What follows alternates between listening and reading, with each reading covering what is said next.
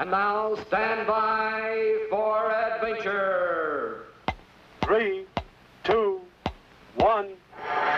In the exciting story of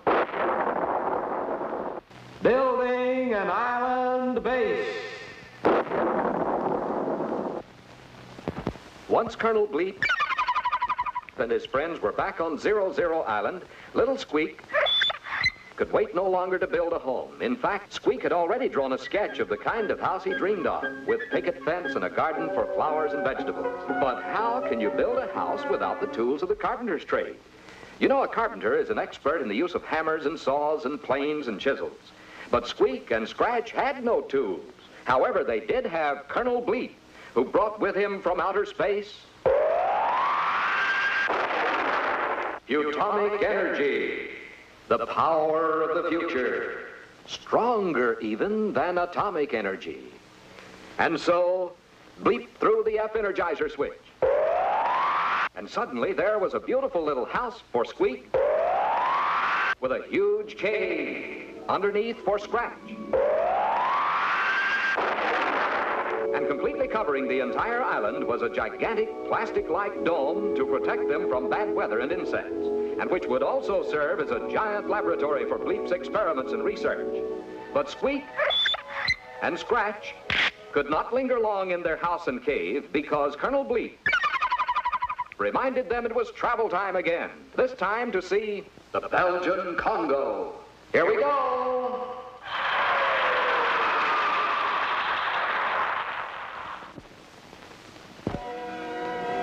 Looking down on the continent of Africa from high in the sky, Bleep, Squeak, and Scratch see that the Belgian Congo looks something like an ivy leaf. The stem touches the Atlantic Ocean on the west, and the central vein of the leaf is formed by the Congo River, which curves some 3,000 miles into the interior and is the only river in the world that crosses the equator twice. The capital city of Leopoldville is a modern, busy river port. Half of the Belgian Congo is covered by dense equatorial jungle, with a temperature in the 80s almost every day of the year. If Bleep and his friends were to crash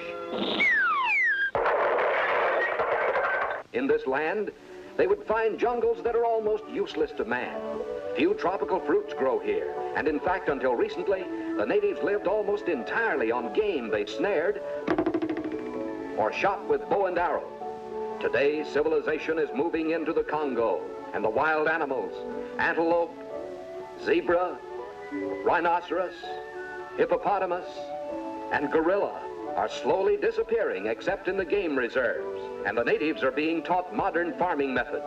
The Belgian Congo was first opened to Europeans by Henry Morton Stanley, the American newspaper man. The same Mr. Stanley who said, "Dr. Livingston, I presume." To most people, the Belgian Congo would not be considered a very pleasant place to live, but it is an interesting place for Bleep, Squeak, and Scratch to visit.